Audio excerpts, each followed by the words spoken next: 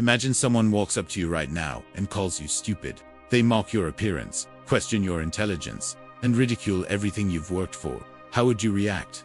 Would your heart start racing? Would anger surge through your body? Would you spend the rest of your day replaying their words in your mind, crafting the perfect comeback you wish you had said? Now imagine a different scenario. Someone insults you, and you simply smile, not because you're pretending to be unbothered, but because you genuinely are. The words bounce off you like rain off a roof.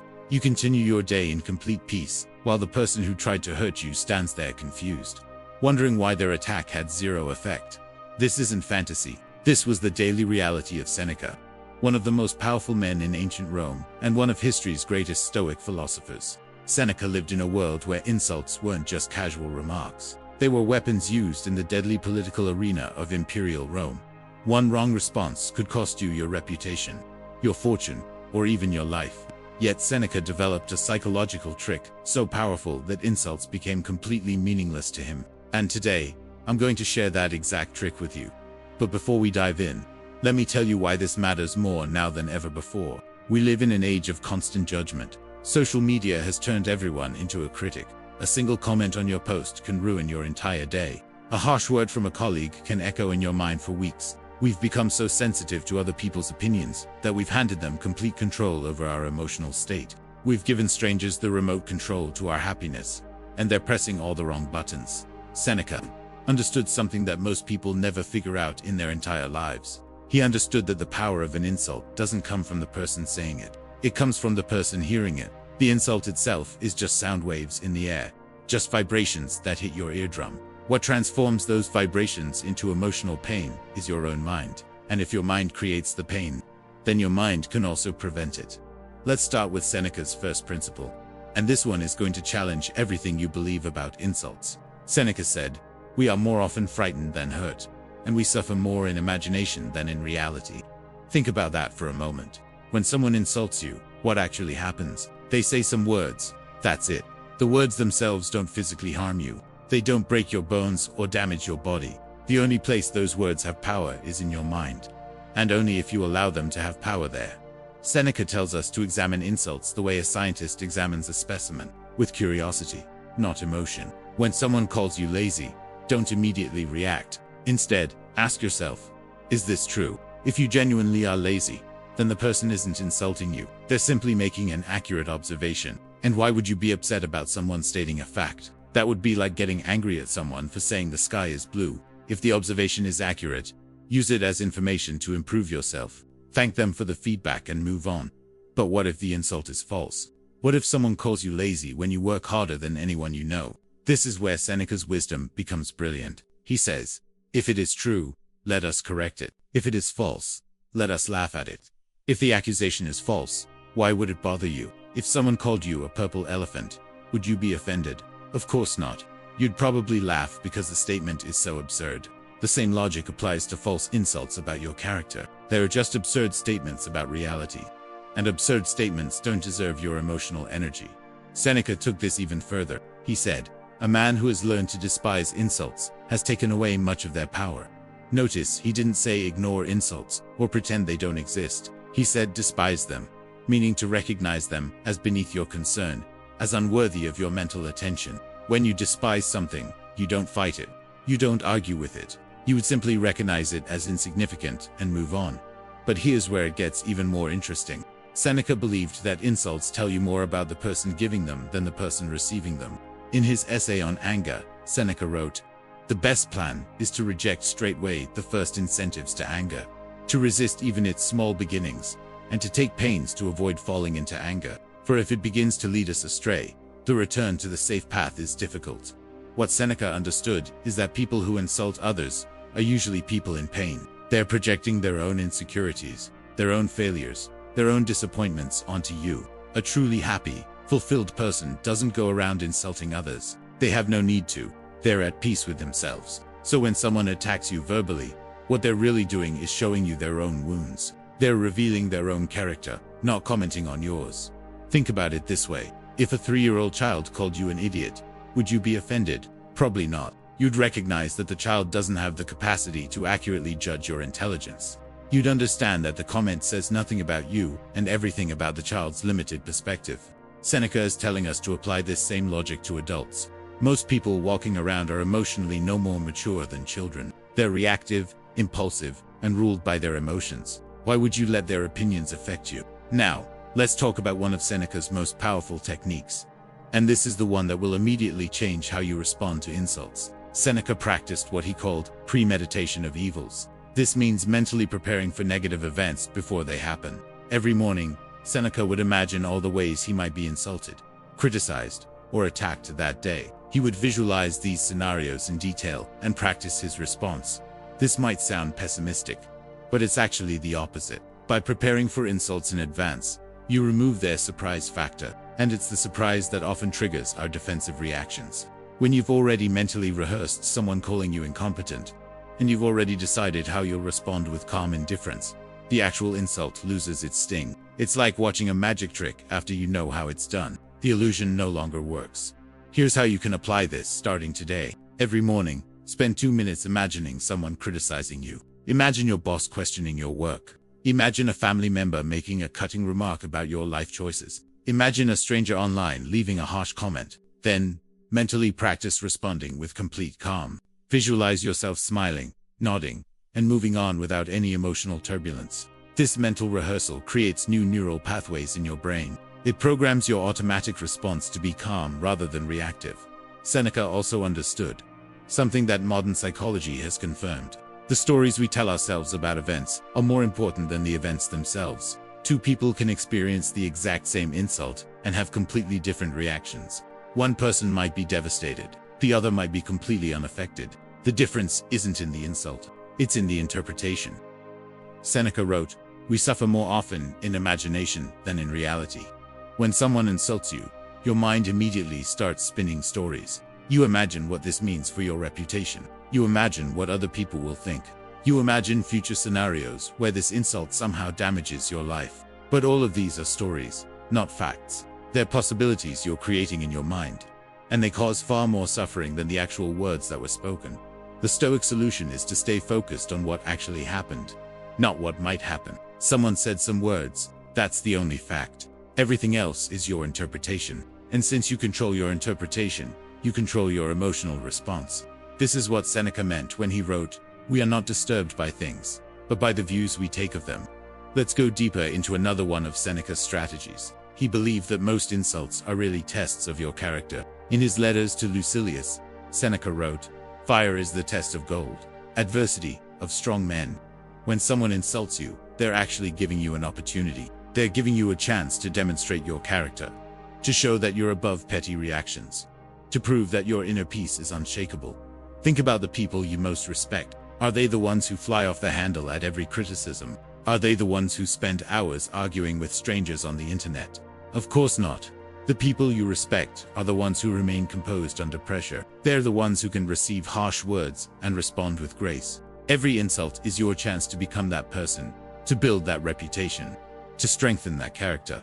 Seneca himself faced countless insults during his life. He was exiled from Rome by Emperor Claudius. He was mocked for his philosophical teachings. His wealth was criticized. His political decisions were questioned. And later in life, he was forced by Emperor Nero to commit suicide. Yet through all of this, Seneca maintained his inner peace. He never let external circumstances control his internal state.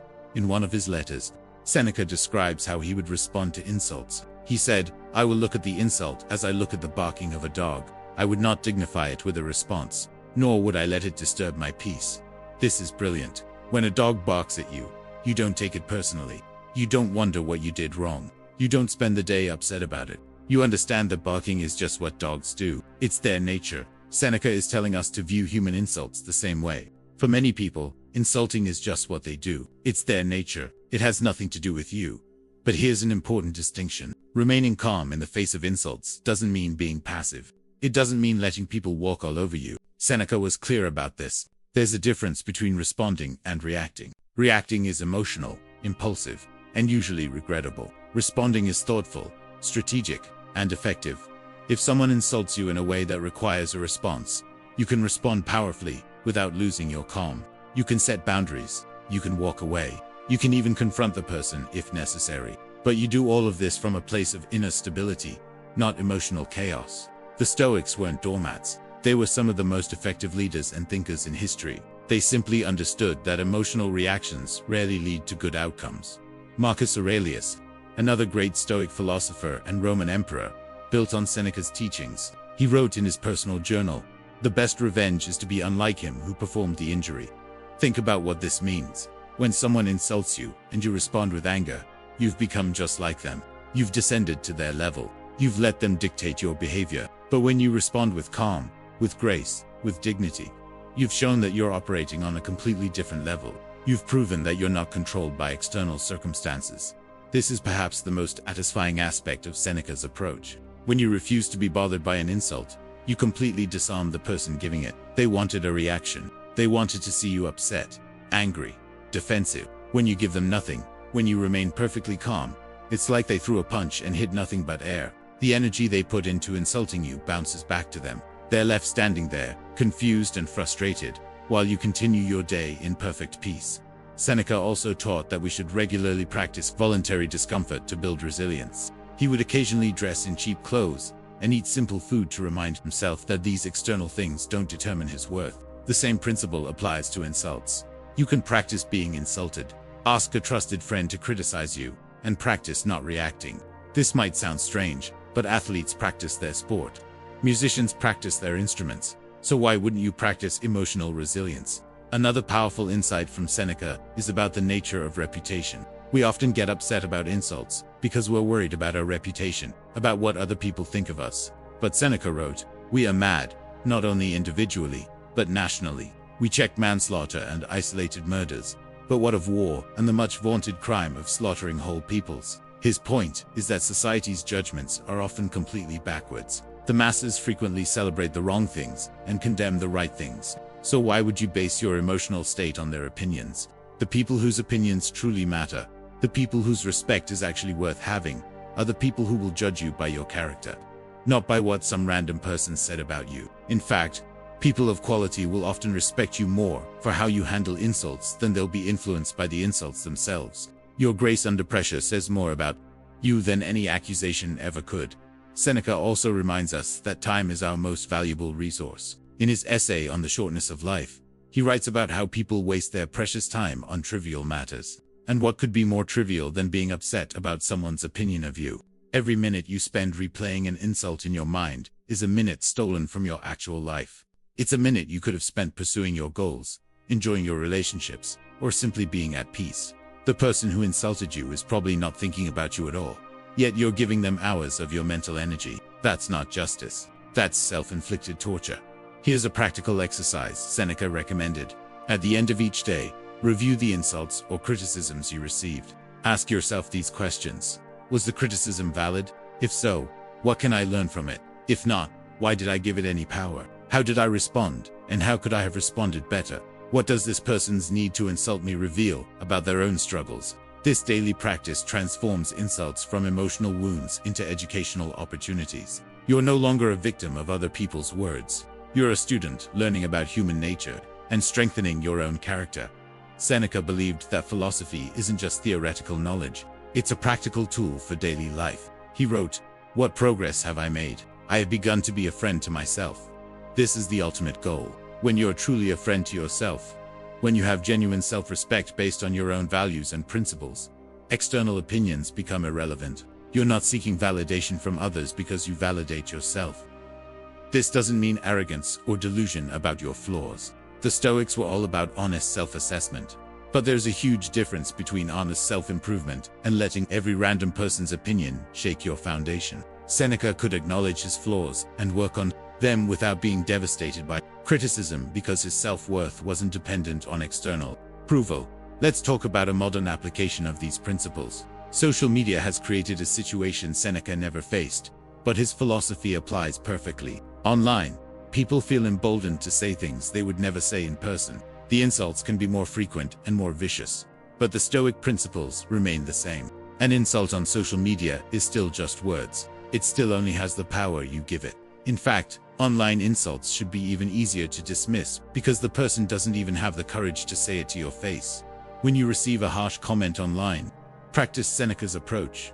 Read it once, Ask yourself if there's any valid feedback hidden in the negativity. If yes, extract that lesson. If no, delete it from your mind as thoroughly as you might delete spam from your inbox. Don't argue, don't defend, don't explain, just observe, extract any value, and move on. The person who wrote it is probably in pain, projecting their issues onto you. That's their problem, not yours.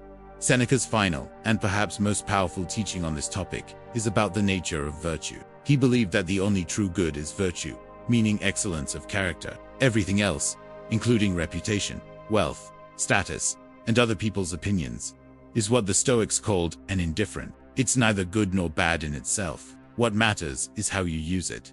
This means that an insult cannot actually harm you because it cannot touch your virtue. Someone can lie about you, mock you, spread rumors about you, but none of that changes who you actually are. Your character exists independent of what anyone says about it. A diamond doesn't become worthless because someone calls it a rock. It remains a diamond. You remain who you are, regardless of others' words.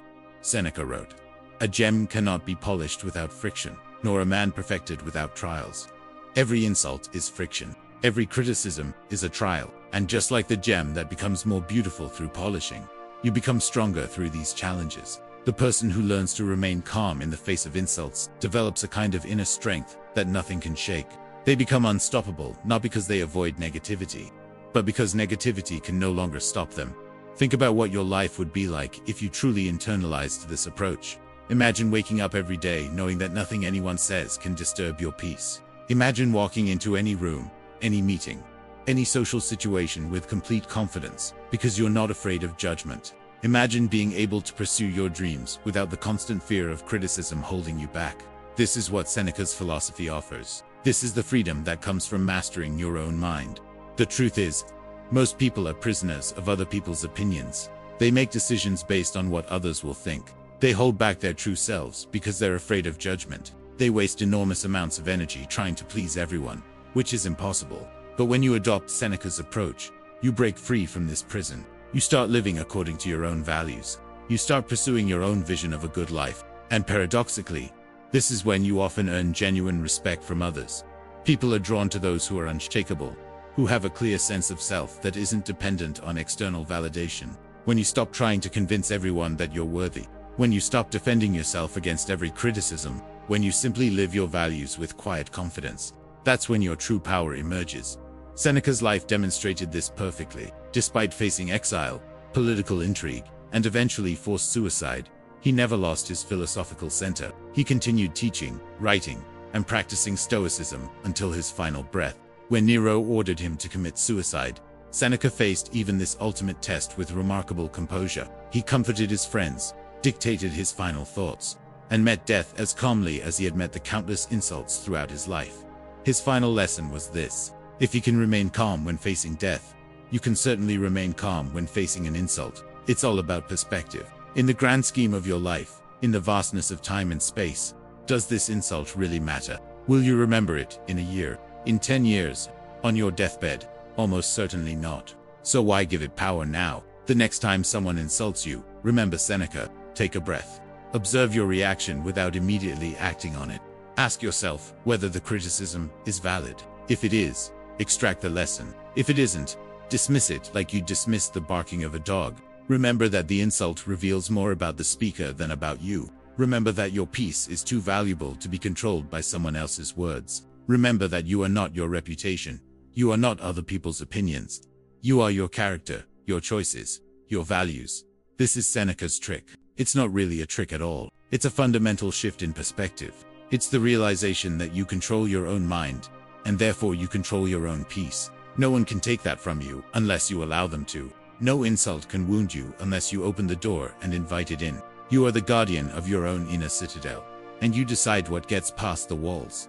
Start practicing this today. The next time you face criticism or insults, big or small, apply Seneca's wisdom. Stay calm, stay centered, stay focused on what actually matters. Over time, you'll build an inner strength that makes you virtually immune to the opinions of others. You'll discover a peace that doesn't depend on circumstances. You'll become the kind of person that Seneca was. Someone who could face anything life threw at them with grace and dignity.